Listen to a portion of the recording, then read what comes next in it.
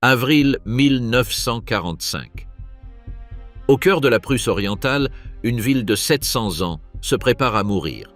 Königsberg n'est ni un village, ni un poste frontière. C'est le berceau d'Immanuel Kant, le siège d'une université fondée en 1544, le symbole de la puissance prussienne depuis que les chevaliers teutoniques ont élevé leur premier château au bord de la rivière Pregel en 1255. En avril 1945, c'est aussi quelque chose de plus simple et de plus terrible. Une forteresse encerclée, abritant plus de 100 000 soldats allemands et face à une armée soviétique de plusieurs centaines de milliers d'hommes décidés à l'écraser en quelques jours. Lorsque l'assaut prendra fin, la ville qui a donné son nom à l'une des capitales philosophiques de l'Europe aura cessé d'exister sous ce nom. De ses ruines naîtra Kaliningrad. Et le million d'Allemands qui avaient vécu en Prusse orientale depuis des générations aura commencé l'exode le plus brutal de son histoire. Voici l'histoire de ces derniers mois, racontée à partir des archives militaires soviétiques, des registres du commandement allemand et des témoignages qui ont survécu au feu. La Prusse orientale ne ressemblait pas au reste de l'Allemagne. C'était une bande de terre séparée du corps principal du Reich par ce qu'on appelait le couloir polonais, une région de lacs glaciaires, de forêts de pins et de plaines cultivées qui, pendant des siècles, avaient été une frontière, un champ de bataille et un pont entre les mondes. Les chevaliers teutoniques l'ont conquise au XIIIe siècle pour christianiser les tribus baltes qui l'habitaient. De cette conquête est né le duché de Prusse, et de ce duché, avec le temps, le royaume qui allait finir par unifier l'Allemagne sous la maison de Hohenzollern. Königsberg en a été la capitale spirituelle dès le début. Fondée en 1255 et nommée en l'honneur du roi Ottokar II de Bohême, elle a grandi près de l'embouchure de la rivière Pregel, dans un port naturel qui la reliait à la mer Baltique. Au XIXe siècle, elle était l'une des grandes villes universitaires d'Europe centrale, avec une population qui tournait autour de 300 000 habitants à la veille de la Seconde Guerre mondiale. Elle possédait un château royal, une cathédrale gothique en briques rouges construite au XIVe siècle et un centre historique aux rues étroites qui mêlait l'architecture médiévale à l'urbanisme prussien du XIXe siècle. Toute la région vivait en 1939 d'une économie agricole et d'élevage semée de petites industries. Ce n'était pas une région riche comparée à la Ruhr ou à la Saxe, mais elle possédait quelque chose que le reste de l'Allemagne chérissait comme un symbole. C'était le berceau historique du militarisme prussien, la terre des Junkers, l'aristocratie terrienne qui avait fourni des générations d'officiers à l'armée allemande. Pour Hitler, perdre la Prusse orientale ne signifiait pas seulement perdre du territoire, c'était perdre l'origine même du pouvoir qu'il prétendait incarner. Jusqu'en 1944, Königsberg a vécu la guerre à distance. Les troupes allemandes combattaient dans l'Est, dans l'Ouest, en Afrique du Nord, en Italie, mais la ville continuait de fonctionner avec la routine d'un centre universitaire et commercial de premier ordre. L'Albertina, l'université fondée par le duc Albert de Prusse en 1544 et qui, au XVIIe siècle, attirait déjà des étudiants de toute l'Europe protestante, continuait à dispenser ses cours dans ses facultés de théologie, de philosophie et de médecine.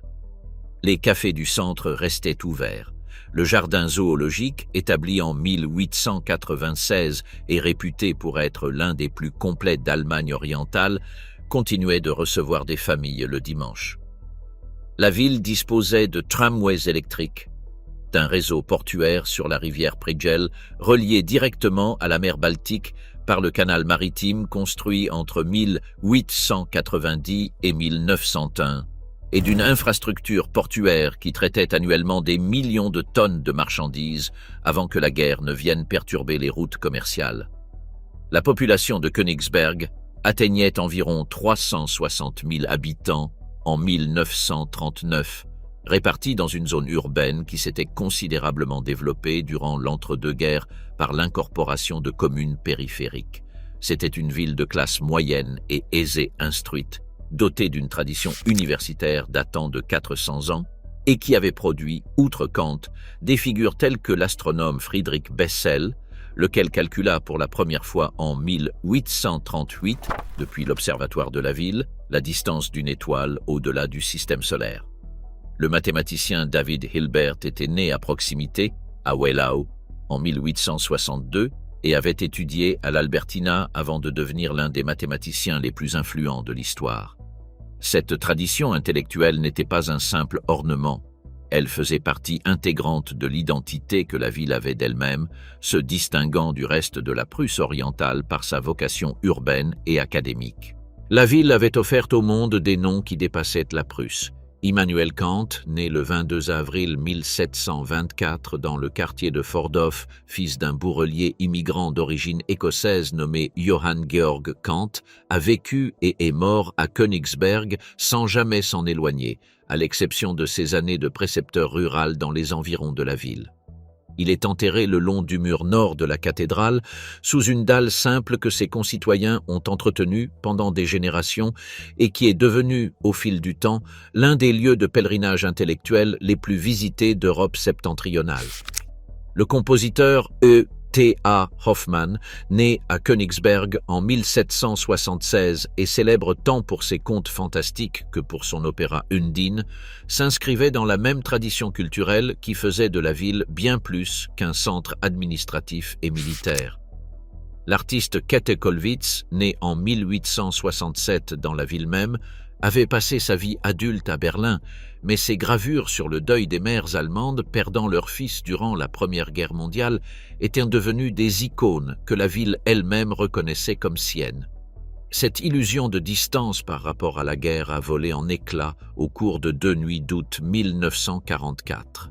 La Royal Air Force britannique a lancé 2 bombardements massifs sur le centre historique de Königsberg les 26 et 29 août, auxquels ont participé plus de 174 appareils lors du premier raid et un nombre similaire lors du second.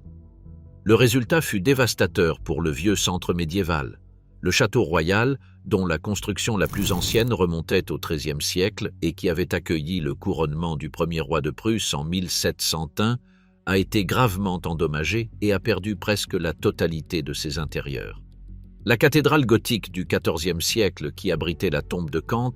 a subi de sévères dommages structurels. Des dizaines de milliers de citoyens ont perdu leur logement en 2 nuits. Selon les registres allemands, les 2 attaques ont causé la mort de plusieurs milliers de civils et ont détruit entre 30 et 40% du parc immobilier du centre historique, transformant une grande partie des rues médiévales en champs de décombres qui n'étaient toujours pas déblayés lorsque l'assaut soviétique est survenu des mois plus tard. Ce sont ces bombardements qui ont provoqué la première vague d'évacuation volontaire des familles de la classe moyenne, disposant de ressources pour partir vers l'ouest. Ceux qui avaient des proches à l'intérieur de l'Allemagne, des moyens financiers pour payer le voyage ou la perspicacité suffisante pour lire entre les lignes des communiqués de guerre ont commencé à partir à l'automne 1944. Ceux qui sont restés, que ce soit par attachement, par manque de moyens, parfois dans la propagande officielle ou en raison de l'interdiction tacite des autorités locales de parler ouvertement d'évacuation pour ne pas saper le moral, allaient se retrouver des mois plus tard piégés dans une ville que le régime avait transformée en forteresse et dont aucune sortie ordonnée n'était plus possible. À l'été 1944, l'armée rouge avait reconquis la quasi-totalité du territoire soviétique occupé par l'Allemagne depuis juin 1941.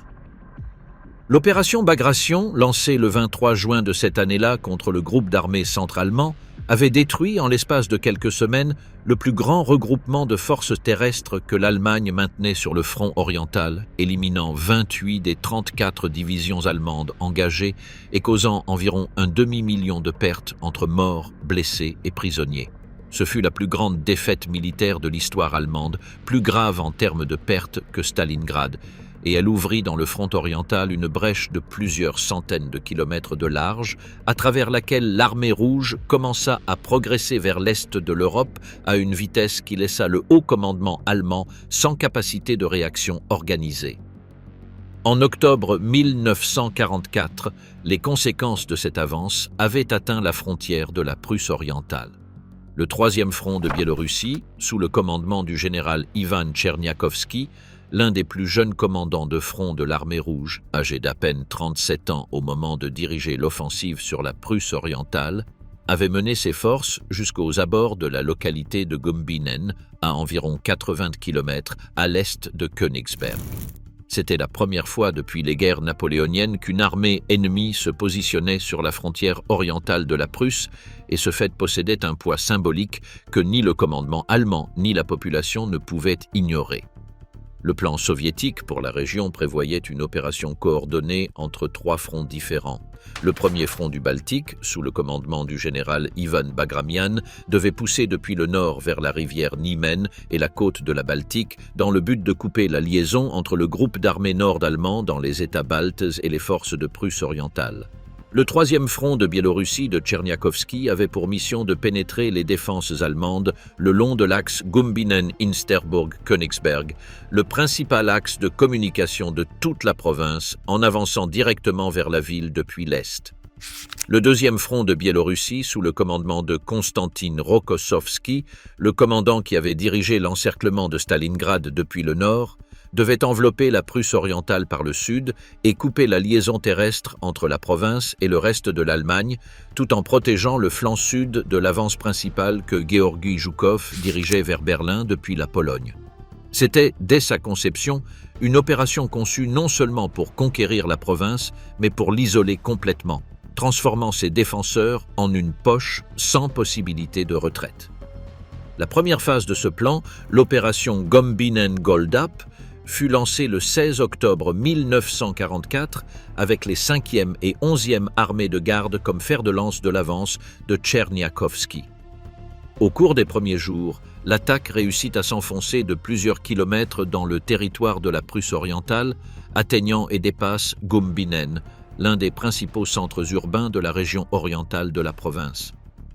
La 4e division panzer-allemande et d'autres unités du groupe d'armées centre tentèrent de contenir l'avance avec les moyens disponibles, mais la supériorité des forces soviétiques dans ce secteur, tant en infanterie qu'en blindés et en soutien aérien tactique, fit que le colmatage ne fut que partiel durant les premiers jours.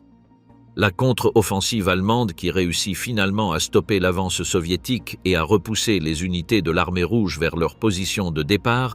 ne fut pas un succès de planification stratégique, elle fut le résultat de la concentration hâtive de divisions blindées tirées d'autres secteurs du front, un processus qui laissa ces autres secteurs sans les réserves dont ils auraient eu besoin dans les semaines et mois suivants. La 4e armée allemande, qui maintenait la ligne à l'est de Königsberg, et la 3e armée Panzer, responsable du secteur nord de la Prusse orientale, avaient réussi à stopper l'avance d'octobre au prix d'un coût considérable en matériel et en effectifs qui ne pourrait pas être remplacé avant la grande offensive suivante. Chaque division Panzer transférée en Prusse orientale pour arrêter Tcherniakovski en octobre était une division Panzer qui allait manquer dans le secteur de Varsovie lorsque Joukov et Rokossovski briseraient le front en janvier. La première offensive sur le sol allemand échoua dans son objectif de rupture décisive, mais elle laissa quelque chose qui allait changer le cours de toute la campagne. Pour la première fois depuis 1941, des troupes soviétiques avaient occupé, ne serait-ce que brièvement, des villages allemands. Et ce qui s'est produit dans l'un de ces villages durant cette occupation transitoire allait devenir un présage, un avertissement. Nemmersdorf était un petit village, l'un des nombreux qui émaillaient le paysage rural de Prusse orientale, sans aucune importance stratégique particulière au-delà du fait de se trouver sur la route de l'avance soviétique d'octobre 1944. Il fut occupé brièvement par des troupes de l'armée rouge et repris quelques jours plus tard par une contre-offensive allemande. Ce que les troupes allemandes découvrirent en réoccupant le village devint presque immédiatement l'une des images les plus utilisées par la propagande du régime nazi au cours des mois suivants. Des civils assassinés, des habitations pillées, un schéma de violence contre la population que les services de propagande de Goebbels diffusèrent avec des photographies et des reportages destinés à semer la terreur et, avec elle, la volonté de résistance jusqu'au bout. Les historiens ont débattu pendant des décennies de la portée exacte de ce qui s'est passé à Nemmersdorf, en partie parce que la propagande nazie a délibérément exagéré certains détails pour en maximiser l'effet politique. Mais le cœur des faits qu'il y a eu des civils allemands tués aux mains des troupes soviétiques durant cette brève occupation ne fait pas débat parmi les historiens sérieux de la période et apparaît documenté tant dans les sources allemandes de l'époque que dans les recherches ultérieures sur la conduite de l'armée rouge lors de son avance vers l'ouest. Ce que Nemmersdorf a représenté, au-delà des faits ponctuels, fut une rupture psychologique. Jusqu'en octobre 1944, une grande partie de la population de Prusse orientale conservait l'espoir que la guerre, d'une manière ou d'une autre, n'arriverait pas jusqu'à leurs portes, ou que, si elle arrivait, elle se terminerait par une occupation plus ou moins ordonnée. Après Nemmersdorf, cet espoir s'est effondré. Les autorités locales et le commandement militaire utilisèrent l'événement pour justifier le refus d'autoriser des évacuations précoces de la population civile, sous prétexte que fuir était une marque de faiblesse et que la défense militaire protégerait ceux qui resteraient. Cette décision, prise dans les mois qui ont suivi Nemmersdorf, allait avoir des conséquences dévastatrices lorsque l'offensive soviétique de janvier 1945 balayerait la région sans que la majorité de la population civile ait eu le temps de s'échapper.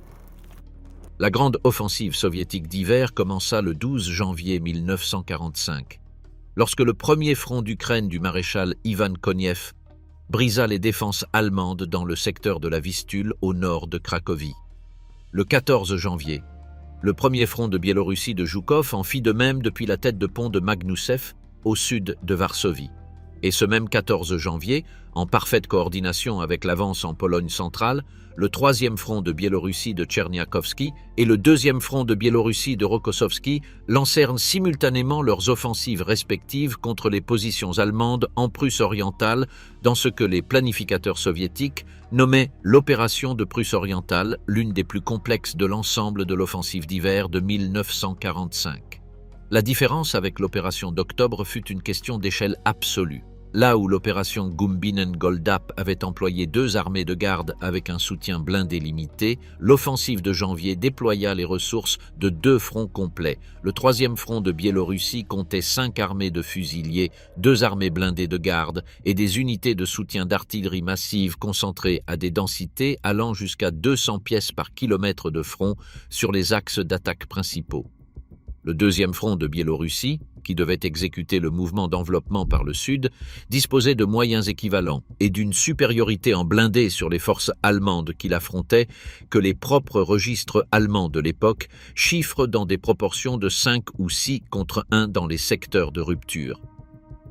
La 4e armée allemande, qui maintenait les positions à l'est de Königsberg sous le commandement du général Friedrich Rossbach, subit dès les premières heures de l'attaque du 14 janvier des pertes qui désorganisèrent ses lignes de communication et remirent en cause la cohérence de toute sa disposition défensive. Rossbach ordonna le repli vers l'ouest pour tenter d'éviter l'encerclement, une décision qui contredisait les ordres directs d'Hitler de résister sur les positions assignées et qui entraînerait ultérieurement sa destitution du commandement. Le repli, bien que militairement logique, s'exécuta dans des conditions de désorganisation croissante, avec des unités qui perdaient le contact entre elles et avec le commandement, et avec des routes de retraite déjà sous la pression des blindés soviétiques qui avançaient vers le nord depuis le secteur de Rokossovski. Le plan de Rokossovski était l'élément le plus ambitieux de toute l'opération. Son 2e front de Biélorussie devait avancer vers le nord depuis ses positions au nord de la Pologne, en traversant la rivière Narew et la région de Masurie pour atteindre la côte de la Baltique près d'Elbing et de Danzig, parachevant ainsi l'isolement total de la Prusse orientale du reste du territoire allemand. C'était un mouvement d'enveloppement d'une ampleur que l'histoire militaire compare aux grandes manœuvres d'Hannibal ou de Schlieffen, et qui, dans la pratique, s'exécuta à une vitesse qui dépassa même les prévisions les plus optimistes du propre état-major soviétique. Le 26 janvier 1945, à peine 12 jours après le début de l'offensive, les unités avancées du 2e front de Biélorussie atteignaient la côte de la Baltique dans le secteur d'Elbing. La Prusse orientale se retrouvait complètement coupée par terre du reste du Reich. La 3e armée panzer-allemande, sous le commandement du général Erhard Ross, qui avait tenté de maintenir une ligne de défense cohérente au nord du secteur de rupture de Rokossovski, se retrouva ainsi encerclé avec le gros de la 4e armée dans une poche qui englobait tout le territoire de la Prusse orientale à l'est de la nouvelle ligne soviétique. Les options disponibles pour ces armées se réduisaient à 3.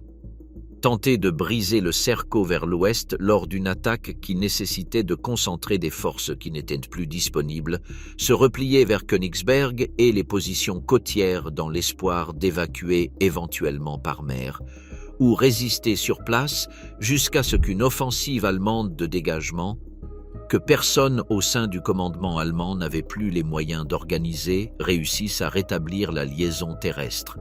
Dans la pratique, la première option disparut en l'espace de quelques jours et la combinaison de la 2e et de la 3e s'imposa par défaut à tous les commandements allemands piégés dans la région, indépendamment de ce qu'ils pensaient de leurs chances réelles de succès.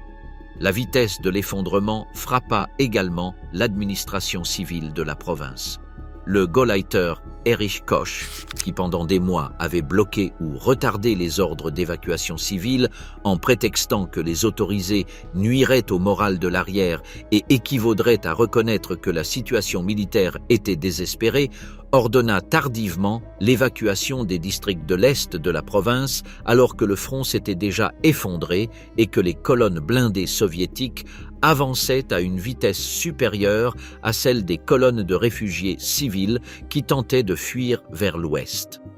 Le résultat fut un chaos de proportions bibliques. Des colonnes de civils coincées sur des routes enneigées, croisées par des unités militaires en retraite, sous des températures de plusieurs degrés en dessous de zéro et avec l'aviation soviétique attaquant les embouteillages depuis les airs. À la fin du mois de janvier 1945, Königsberg se retrouvait effectivement encerclé. Pas encore complètement isolé, il existait un étroit couloir terrestre vers l'ouest, en direction du port de Pillau, que les forces allemandes parvenaient à maintenir ouvert de manière intermittente au prix de combats constants, mais bel et bien transformé en une ville assiégée au sens le plus littéral du terme, entourée sur 3 côtés par les forces soviétiques et avec sa seule voie d'échappatoire réduite à un couloir de quelques kilomètres de large, sous le feu de l'artillerie de façon presque permanente. La ville n'était pas, pour autant, une cible facile. Depuis le XIXe siècle, les planificateurs militaires prussiens avaient construit autour de Königsberg un système défensif conçu précisément pour résister à un siège prolongé. 15 forts en briques et en béton armé, disposés en un anneau extérieur à plusieurs kilomètres du centre urbain, chacun conçu pour abriter des garnisons de plusieurs centaines d'hommes avec leur propre artillerie. À ce premier anneau s'ajoutait une seconde ceinture de fortification, plus proche du cœur de la ville, construite et modernisée durant l'entre-deux-guerres avec des bunkers en béton armé, capables de résister au feu de l'artillerie de campagne.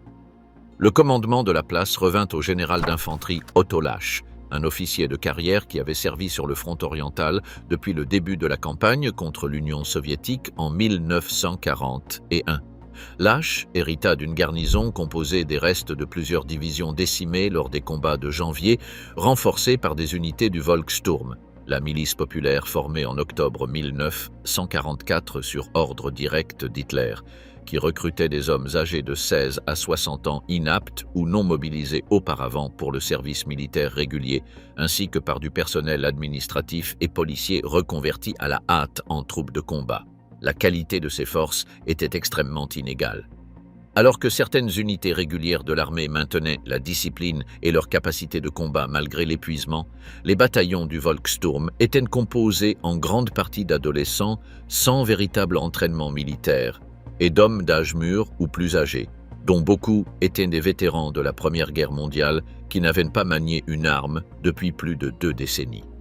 L'armement disponible pour ces unités était tout aussi précaire. Fusils obsolètes, pénurie chronique de munitions et, dans certains cas, selon des registres de l'époque, des unités envoyées au front avec à peine l'instruction minimale pour charger et tirer. À cette force militaire hétérogène s'ajoutait une population civile qui, malgré les ordres d'évacuation émis des semaines plus tôt, comptait encore des centaines de milliers de personnes à l'intérieur de la ville lorsque l'encerclement s'est totalement refermé.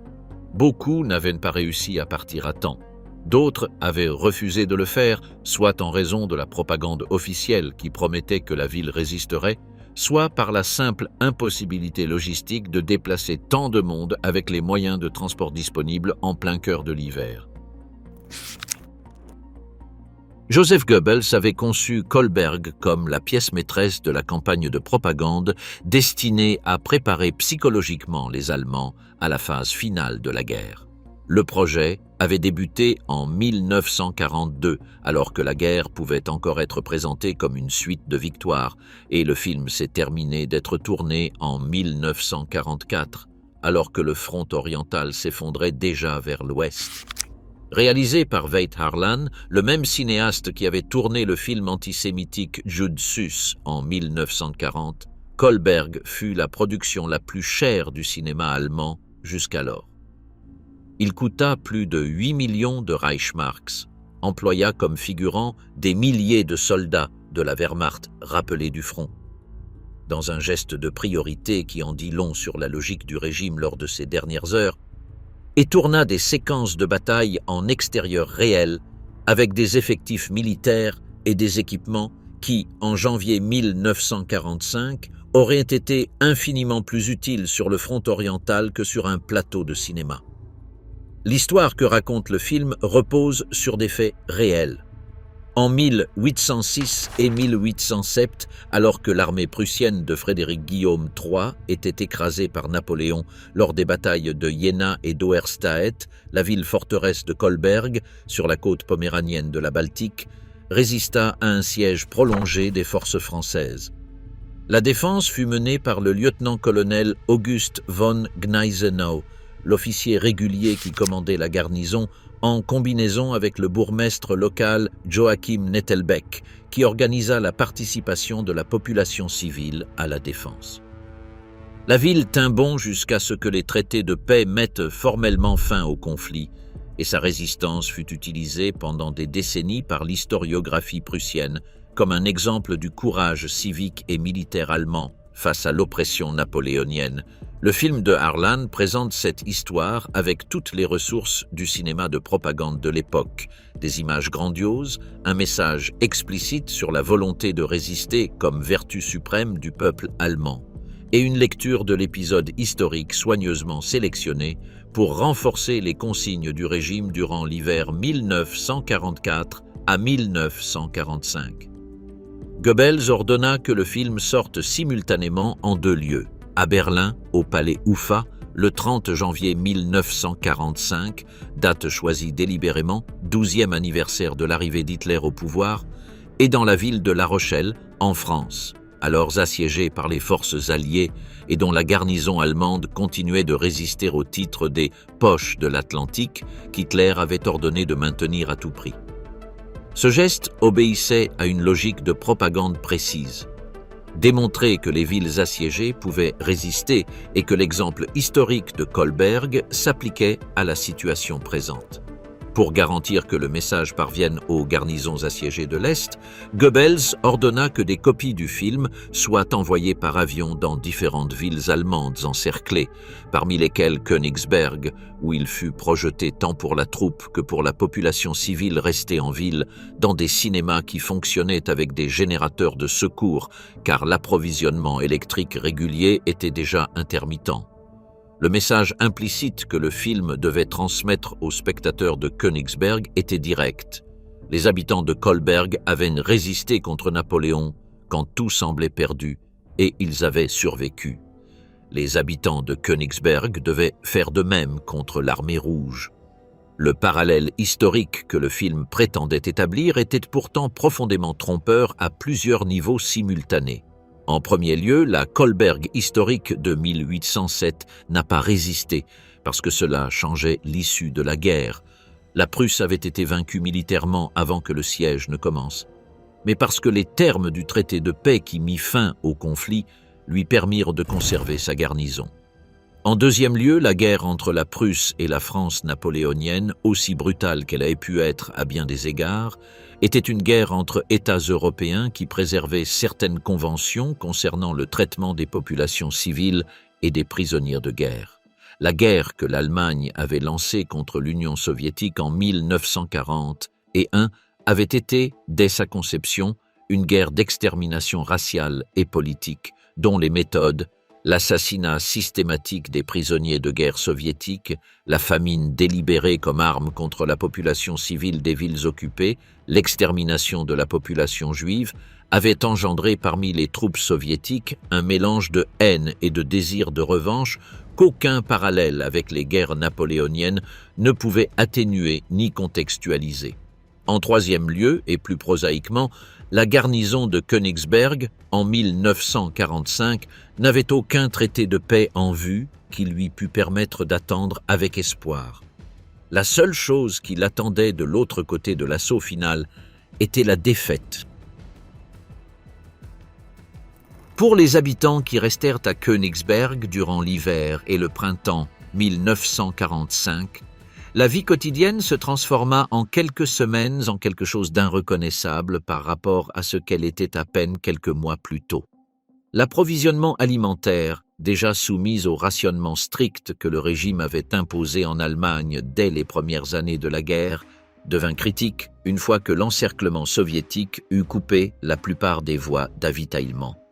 Les rations officielles, qui au meilleur moment de la période d'encerclement pouvaient inclure une quantité minimale de pain et de conserves distribuées par les points de ravitaillement organisés par les autorités militaires, se réduisirent progressivement au fil des semaines, le réapprovisionnement par voie aérienne s'avérant insuffisant pour une ville comptant des dizaines de milliers de bouches à nourrir.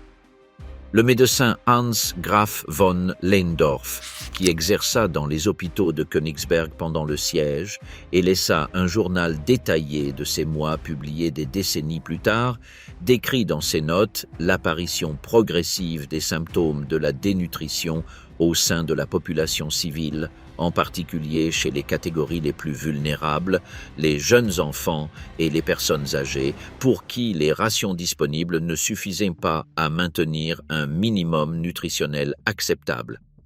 Les hôpitaux de la ville fonctionnaient sous une pression qui dépassait toute prévision de planification sanitaire pour une situation de siège. Le principal hôpital civil de Königsberg, ainsi que plusieurs hôpitaux militaires improvisés dans des bâtiments réquisitionnés, recevaient des blessés militaires et civils dans des proportions qui multipliaient plusieurs fois leur capacité nominale, tandis que le matériel médical, anesthésique, antiseptique, pansements, instruments chirurgicaux, s'épuisait progressivement sans possibilité de réassortiment. Lehndorff décrit dans ses journaux des interventions chirurgicales pratiquées avec une anesthésie insuffisante par manque de dose, des amputations réalisées dans des conditions d'asepsie bien en deçà du minimum requis, et des salles où les blessés occupaient chaque centimètre d'espace horizontal disponible, y compris les couloirs et les escaliers. On trouve dans ce journal une note particulièrement révélatrice des conditions sanitaires de la période. Il décrit comment les médecins devaient prendre des décisions de tri médical qui, en temps normal, auraient été impensables, renonçant aux soins pour les blessés dont les lésions étaient jugées trop graves pour justifier l'usage des rares ressources disponibles dans une situation où d'autres patients atteints de lésions plus légères avaient plus de chances de survivre. L'énergie électrique fonctionnait de manière de plus en plus irrégulière, dépendant de générateurs de secours qui consommaient du carburant à un moment où tout le carburant disponible était prioritairement réservé à l'usage militaire. Dans une grande partie de la ville, l'approvisionnement en eau courante cessa d'être fiable à mesure que l'infrastructure de pompage subissait les dégâts accumulés de mois de bombardement. Le chauffage, durant un hiver que les registres météorologiques de l'époque décrivent comme particulièrement rigoureux, avec des températures descendant fréquemment en dessous de 10 degrés sous zéro, dépendait du charbon et du bois disponibles dans chaque immeuble, et signifia pour beaucoup de résidents l'obligation pratique de se regrouper dans une ou deux pièces de l'étage le plus bas du bâtiment, en fermant le reste pour conserver la chaleur minimale produite par un petit poêle d'appointe. les sous-sols des immeubles d'habitation devinrent le lieu de résidence permanente de nombreuses familles, qui descendaient définitivement de leurs appartements à mesure que les bombardements d'artillerie soviétique sur le périmètre défensif de la ville s'intensifiaient et rendaient de plus en plus dangereux le maintien dans les étages supérieurs. La population civile restée en ville était composée, au début de 1945, en majorité de femmes, d'enfants et de personnes âgées. Les hommes en âge militaire, entre 16 et 60 ans selon les critères du Volkssturm, avaient été mobilisés dans leur quasi-totalité. Ceux qui ne combattaient pas au front travaillaient dans des fonctions de soutien logistique, de construction de positions défensives ou de maintien des services essentiels. Cela signifiait que le poids de la vie quotidienne sous le siège, se procurer de la nourriture, soigner les blessés, maintenir en fonctionnement les abris, s'occuper des enfants et des vieillards, reposait presque exclusivement sur les femmes adultes de la ville, dans des conditions qui n'avaient aucun précédent dans l'expérience de vie d'aucune d'entre elles. Le gouvernement local, dirigé par le Gauleiter Erich Koch, maintint pendant des semaines une politique de communication publique qui ne correspondait pas à la réalité militaire. Koch avait gouverné la Prusse orientale d'une main de fer depuis sa nomination en 1933, appliquant les directives du régime avec une rigidité que ses propres subordonnés qualifiaient d'extrême, même selon les standards du nazisme. Durant les mois de siège, ces communiqués officiels mêlaient les exhortations à la résistance et la promesse implicite que la situation militaire s'améliorerait, que les renforts arriveraient, que le Führer n'abandonnerait pas la Prusse orientale.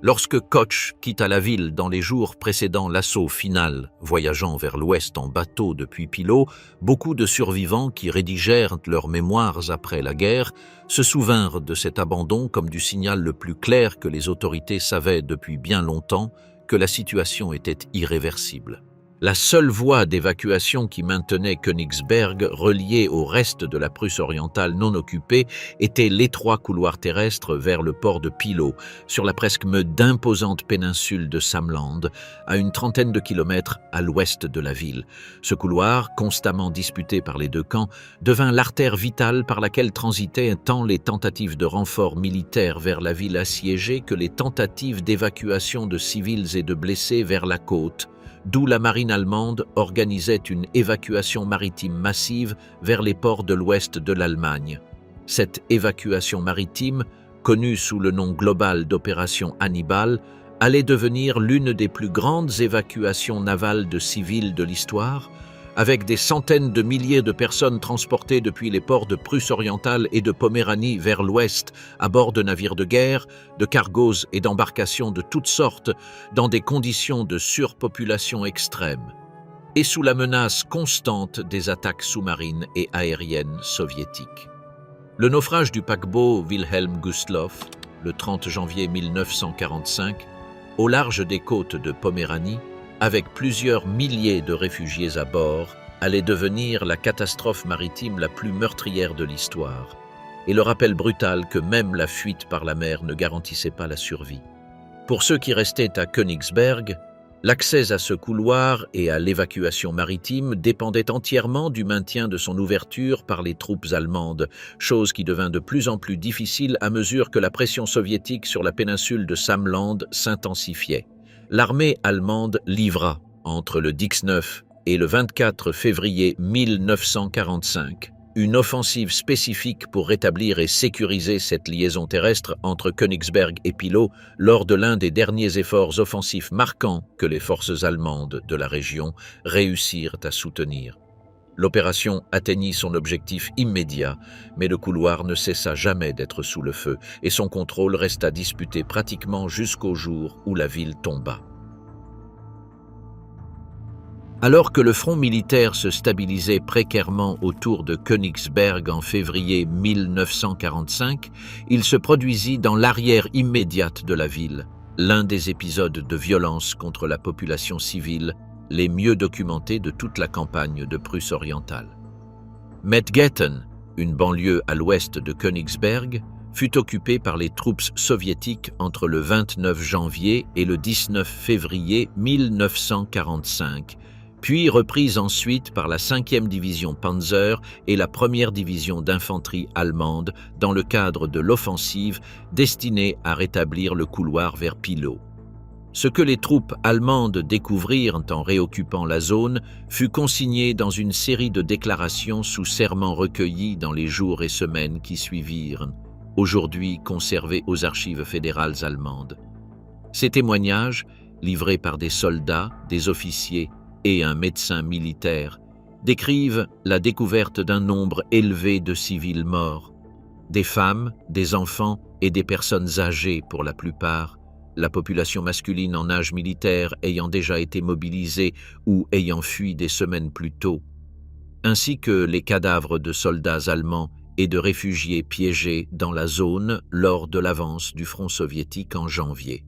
Le général Otto Lach, des réceptions des premiers rapports des unités ayant réoccupé Medgethen, ordonna la création d'une commission d'enquête composée de médecins légistes, d'officiers et de journalistes étrangers afin de documenter les faits et d'établir l'identité des victimes. Le travail de cette commission, selon les témoignages conservés, fut rendu difficile parce qu'une partie des preuves avait été délibérément altérée avant la reprise de la zone. Malgré cela, la commission parvint à photographier et cataloguer une grande partie de ce qui fut découvert, une documentation qui fut ultérieurement utilisée tant pour interroger des prisonniers de guerre soviétiques capturés dans d'autres secteurs du front que pour tenter d'identifier les victimes civiles auprès de leurs proches. Parmi les témoignages recueillis par la commission et conservés dans les archives figure celui du médecin Hans Graf von Lehndorff, qui exerçait à Königsberg durant ces mois et qui consigna dans son journal personnel des épisodes de violence systématiques contre la population civile lors des périodes d'occupation soviétique de différentes zones de la ville et de ses environs. Ce qui s'est passé à Medgethen ne fut pas, selon l'ensemble de cette documentation, un fait isolé. Cela s'inscrivit dans un schéma de violence contre les civils allemands qui se répéta avec des variations d'intensité dans de nombreuses localités de Prusse orientale, de Poméranie et de Silésie durant l'avance soviétique des premiers mois de 1945, un phénomène documenté plus largement par des chercheurs comme Alfred Maurice de Zayas dans ses travaux sur le sort de la population civile allemande de l'Est lors de la fin de la guerre et des années qui suivirent immédiatement. Le régime nazi utilisa ce qui s'était passé à Medgethen, tout comme il l'avait fait des mois plus tôt avec Nemmersdorf, comme matériel de propagande destiné à maintenir la volonté de résistance de la population. Des tracts décrivant les événements furent distribués parmi la population civile de la ville dans le but explicite de convaincre ceux qui doutaient encore que la reddition n'était pas une alternative sûre, mais une condamnation. L'effet de cette propagande, réelle ou exagérée dans ses détails selon les cas, fut d'accentuer la terreur d'une population qui n'avait plus nulle part où fuir et qui se préparait, sans le savoir encore avec certitude, à l'assaut final qui surviendrait en avril. Pour les centaines de milliers de civils de Prusse orientale qui tentaient de s'échapper vers l'ouest durant l'hiver 1945, l'une des principales voies de fuite était la lagune connue sous le nom de Frisches Haff, l'actuel lac de la Vistule, une étendue d'eau peu profonde séparée de la mer Baltique par un étroit cordon de sable, qui, durant les mois d'hiver, gelait suffisamment pour permettre le passage de colonnes de réfugiés à pied et dans des chariots tirés par des chevaux. La traversée sur la glace est devenue l'une des images les plus persistantes de la mémoire collective des expulsés de Prusse orientale. Des colonnes de civils, chargés du peu qu'ils pouvaient emporter avec eux, progressaient pendant des heures sur une surface gelée dont la résistance variait selon la température des jours précédents, sous un froid que les registres de l'époque décrivent comme exceptionnellement rigoureux, même pour les hivers baltes. La paradoxe apparaissait évidente pour ceux qui vivaient ces jours-là. Plus la température baissait, plus la couche de glace devenait épaisse et sûre, de sorte que le même froid qui menaçait de tuer d'hypothermie ceux qui traversaient était en même temps la seule garantie que la glace supporterait le poids des colonnes. L'aviation soviétique a bombardé à plusieurs reprises ces colonnes de réfugiés, attaquant tant la masse de civils en mouvement que parfois, directement, la surface gelée dans le but de la briser sous le poids de ceux qui la traversaient. Les pertes humaines lors de ces traversées n'ont jamais pu être quantifiées avec précision, étant donné la nature chaotique de l'exode et l'impossibilité de tenir un registre systématique de ceux qui tentaient le passage, mais les estimations historiques s'accordent sur le fait que des milliers de personnes sont mortes dans cette tentative, que ce soit noyées lorsque la glace céda sous le poids des chariots congelés durant la marche, ou victimes directes des attaques aériennes. Ceux qui réussissaient à achever la traversée atteignaient l'étroite bande de terre qui séparait la lagune de la haute mer, d'où ils tentaient de continuer vers l'ouest, soit à pied le long de la côte, soit en attendant la possibilité d'embarquer sur l'un des navires qui participaient à l'évacuation maritime organisée depuis les ports de la région. Pour beaucoup, cependant, ce tronçon final du voyage se transformait en une nouvelle épreuve d'endurance, au sein de colonnes qui progressaient pendant des jours sous des températures négatives, avec une pénurie de nourriture et sans aucune garantie que le port vers lequel ils se dirigeaient restât accessible au moment où ils y arriveraient. À la fin du mois de mars 1945, Königsberg connaissait depuis des semaines un calme relatif que tous les acteurs savaient artificiel. Le commandement soviétique, avec ses ressources principales engagées dans l'offensive sur Berlin que Zhukov et Koniev préparaient en Pologne, avait maintenu la ville sous siège sans encore lancer l'attaque finale, profitant de ce temps pour concentrer l'artillerie et l'aviation nécessaires afin de garantir une victoire rapide lorsque le moment serait venu. Le maréchal Alexandre Vassilevski, qui avait pris le commandement du 3e front de Biélorussie le 20 février 1945, après la mort de Tcherniakovski, dirigeait cette préparation avec la méticulosité qui caractérisait l'un des chefs militaires soviétiques les plus respectés de la période. Vassilevski avait été le principal planificateur de l'opération Uranus, l'encerclement de Stalingrad en novembre 1942, et d'autres opérations complexes du front oriental, et il appliqua à l'assaut de Königsberg la même approche méthodique qui avait caractérisé son travail durant toute la guerre. Préparation extensive, coordination détaillée entre les armes et vitesse d'exécution une fois l'attaque lancée. Les ressources rassemblées pour l'assaut final témoignent de la priorité que le commandement soviétique accordait à la réduction rapide de la ville.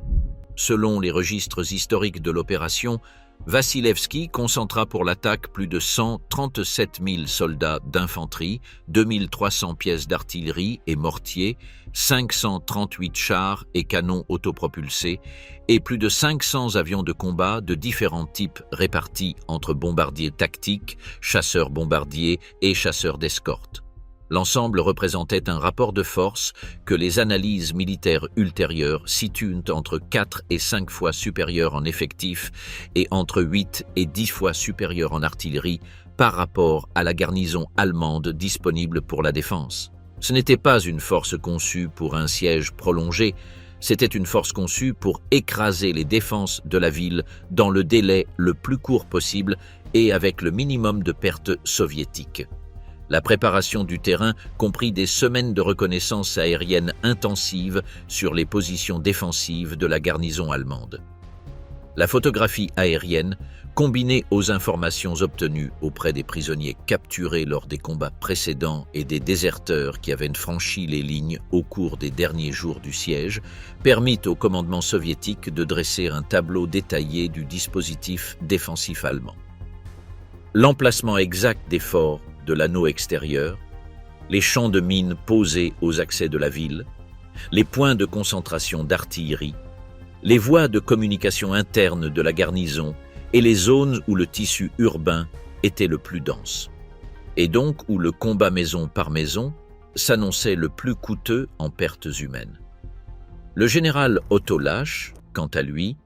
passa ces mêmes semaines de mars à organiser la défense avec des ressources qui diminuaient de jour en jour.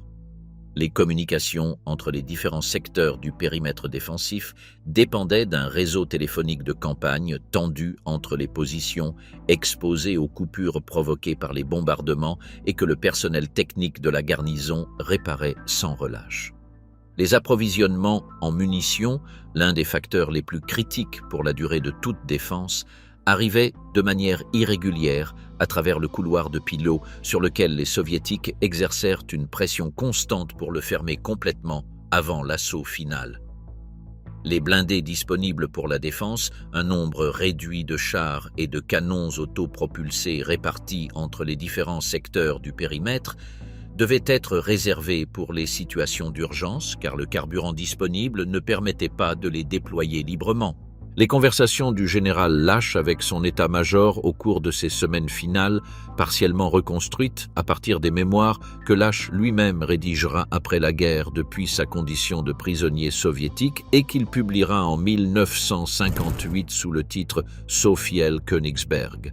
reflètent sa conscience claire de l'impossibilité de résister indéfiniment contre une force de l'ampleur que la reconnaissance lui indiquait s'accumuler face à ses positions. Les options disponibles pour la garnison se réduisaient, en pratique, à deux.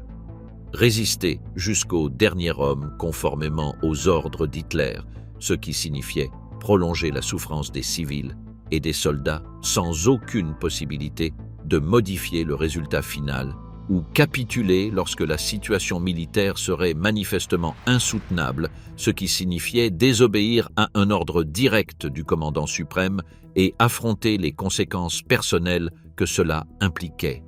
Laasch choisit, le moment venu, la seconde option.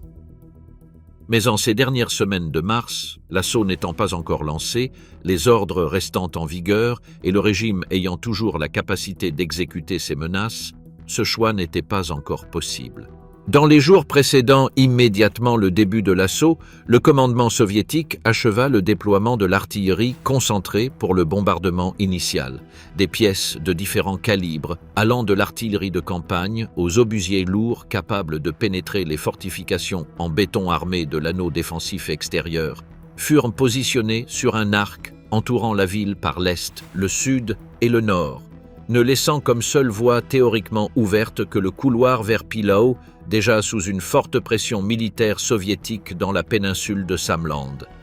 L'aviation soviétique, pour sa part, intensifia les vols de reconnaissance au-dessus de la ville durant les jours précédant l'attaque, photographiant les positions défensives, les concentrations de troupes et les points de résistance identifiés au cours de mois de siège. Des informations qui furent intégrées au plan de bombardement final afin de maximiser l'efficacité des premiers coups portés aux positions allemandes les mieux fortifiées.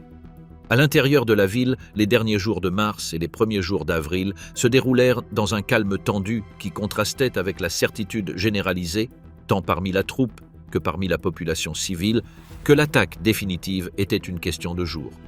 Le général Laasch, dans ses communications avec le haut commandement, mettait en garde à plusieurs reprises sur le caractère insoutenable de la position à moyen terme, sans que ces avertissements ne modifiassent en rien les ordres reçus de Berlin, où Hitler maintenait l'exigence d'une résistance totale comme principe inébranlable, indépendamment des conditions réelles sur le terrain ou du coût humain que cette résistance impliquerait pour une ville qui, à ce stade de la guerre, n'avait plus aucune possibilité réaliste de modifier l'issue finale du conflit.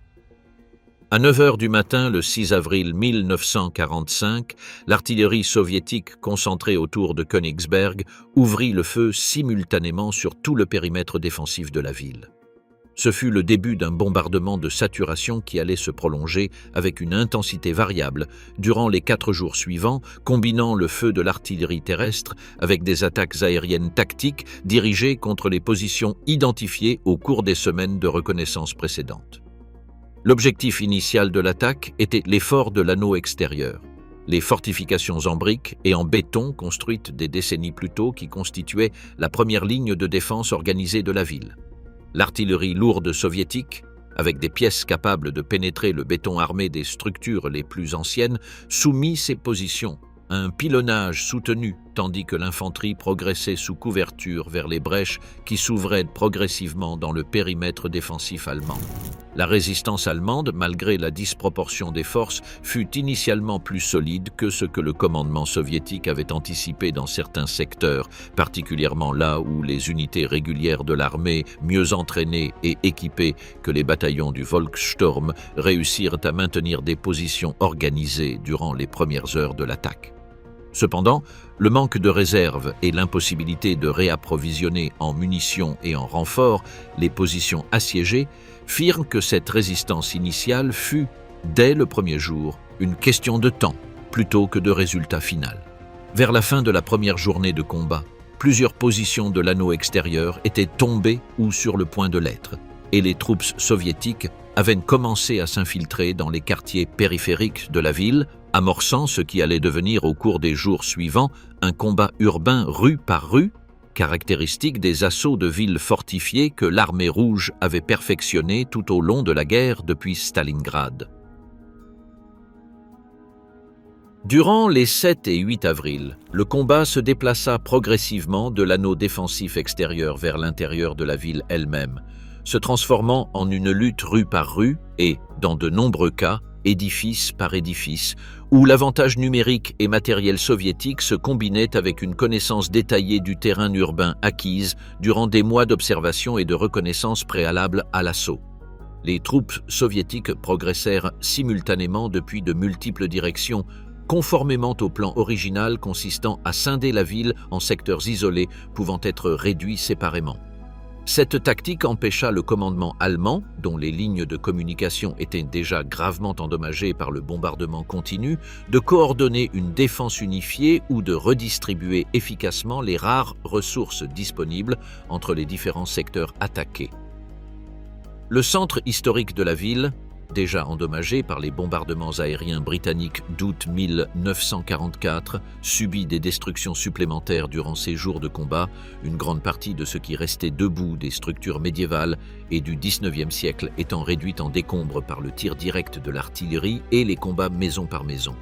La population civile restait dans la ville, réfugiée dans des sous-sols et des bunkers improvisés, vécut ces 2 jours sous un bombardement pratiquement ininterrompu, avec un accès de plus en plus limité à la nourriture, à l'eau potable et aux soins médicaux pour les blessés, dans un contexte où les hôpitaux de la ville fonctionnaient déjà bien au-dessus de leur capacité.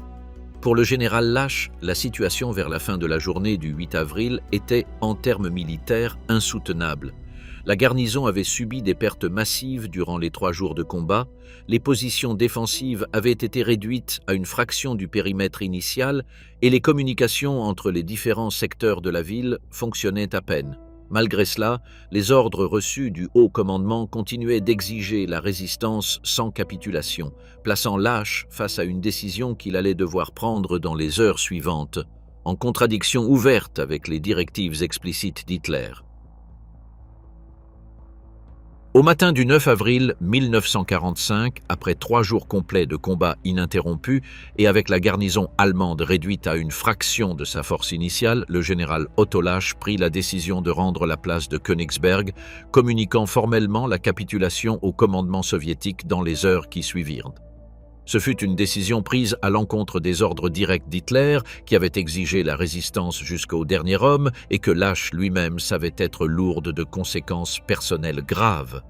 Les chiffres des pertes de la bataille, selon les calculs soviétiques diffusés à l'époque, faisaient état d'environ 32 000 soldats allemands tués durant les combats finaux et d'un nombre considérablement plus élevé de prisonniers capturés, un chiffre qui incluant tant le personnel militaire régulier que les membres des unités du Volkssturm qui avaient combattu dans des conditions d'infériorité presque totale face aux forces soviétiques. Les pertes civiles, beaucoup plus difficiles à quantifier avec précision étant donné la nature chaotique des combats urbains et l'impossibilité de tenir des registres systématiques dans une ville assiégée, s'ajoutèrent à un coût humain que l'historiographie ultérieure ne put jamais établir avec une exactitude absolue, bien que les estimations disponibles s'accordent à dire qu'il fut considérable. Hitler, en recevant la nouvelle de la reddition, condamna Lach à mort par contumace, une sentence qui, dans la pratique, ne put jamais être exécutée, étant donné que Lach se retrouva immédiatement sous la garde soviétique en tant que prisonnier de guerre. La réaction d'Hitler reflétait la logique du régime dans ses dernières semaines d'existence.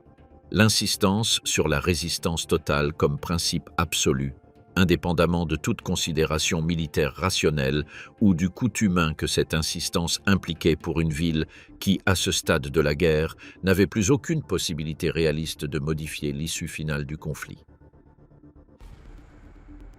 La chute de Königsberg le 9 avril ne signifia pas la fin immédiate des combats dans la région. Les restes de la 3e armée panzer allemande, ainsi que d'autres unités dispersées qui avaient réussi à se replier vers l'ouest durant les jours de l'assaut sur la ville, se concentrèrent dans la péninsule de Samland, au nord-ouest de Königsberg, où ils maintenaient une résistance organisée pendant un peu plus de 2 semaines supplémentaires. Le commandement soviétique, avec le contrôle de Königsberg désormais consolidé, dirigea ses ressources vers la réduction de ce dernier poche de résistance allemande en Prusse orientale lors d'une opération qui se déroula entre le 13 et le 25 avril 1945.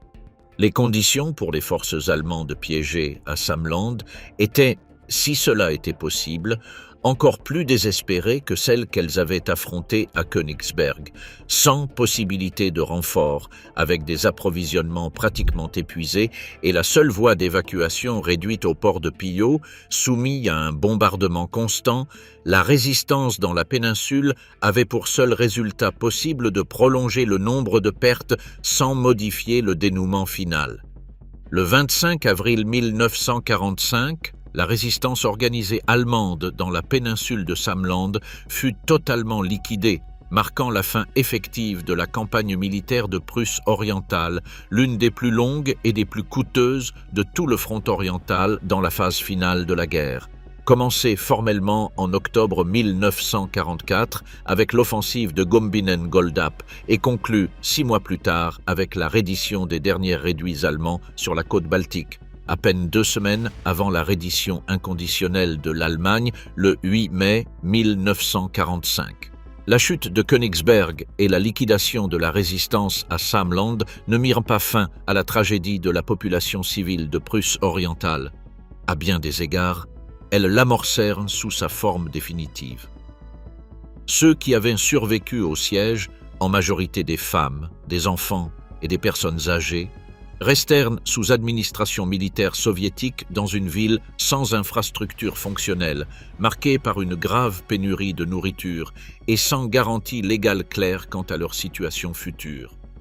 Les mois qui suivirent immédiatement la reddition furent, pour une grande partie de cette population, une période de survie précaire au milieu des ruines de ce qui avait été leur ville. La décision concernant le sort final de la Prusse orientale avait été prise en réalité avant même que la guerre ne se terminât.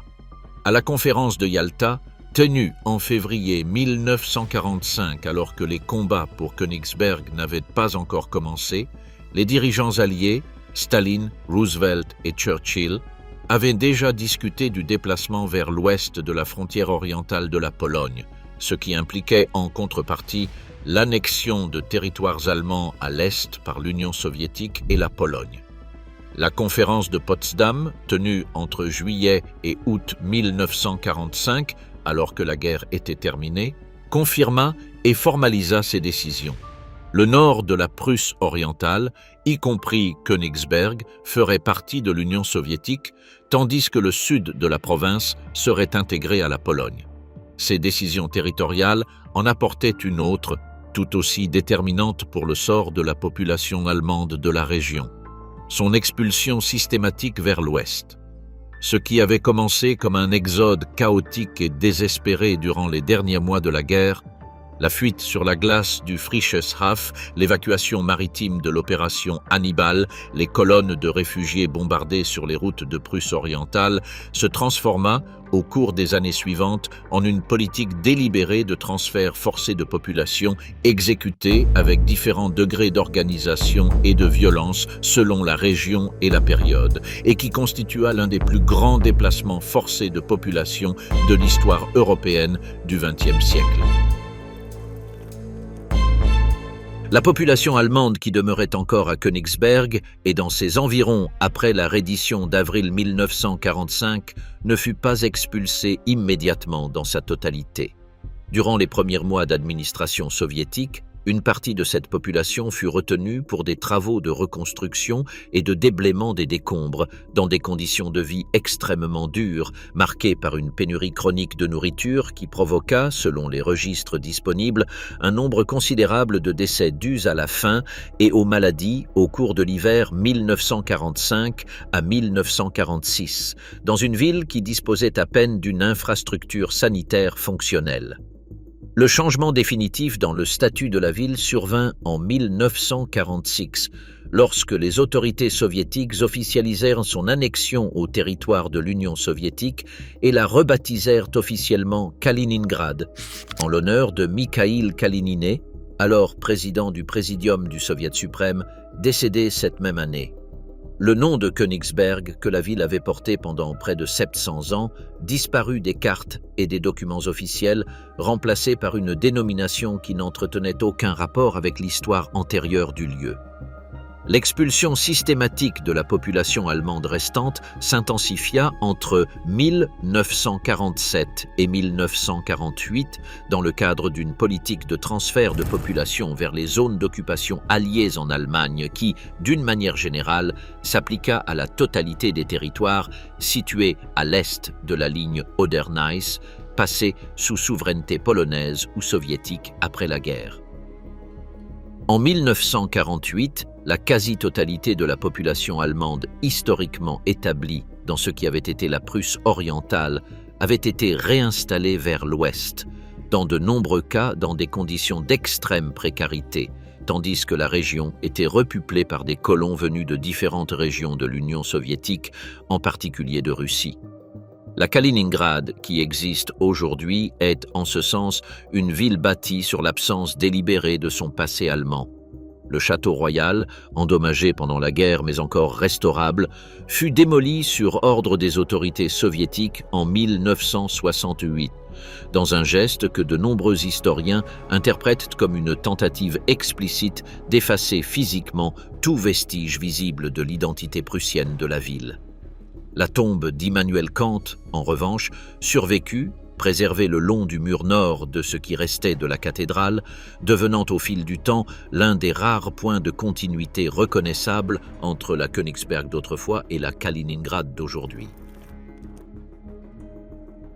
700 ans d'histoire allemande en Prusse orientale ont pris fin, en termes pratiques, au cours de quelques mois entre l'hiver 1944 et l'été 1948. La bataille de Königsberg, avec ses 4 jours d'assaut final en avril 1945, ne fut que le point culminant d'une campagne militaire qui s'était étalée sur un demi-an et qui ne fut elle-même que le prélude d'un processus de déplacement forcé qui redéfinit totalement la carte ethnique et politique d'une région qui avait été pendant des siècles une frontière et un pont entre les mondes.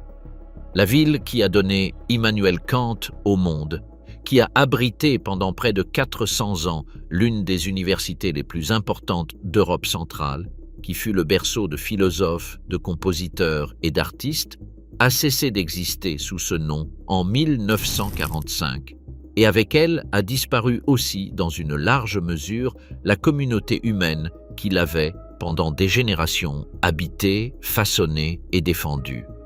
Ce qui est devenu ensuite l'enclave militaire soviétique isolée du reste du territoire russe par la Lituanie et la Pologne, la Kaliningrad fermée au monde extérieur pendant une grande partie de la guerre froide, la région qui combine aujourd'hui des vestiges prussiens avec l'architecture soviétique d'après-guerre, est, en fin de compte, l'ombre portée de ces journées d'avril 1945, lorsqu'une des villes les plus anciennes d'Europe centrale a cessé d'appartenir à l'histoire qu'il avait construite pour appartenir, de manière irréversible, à une autre complètement différente.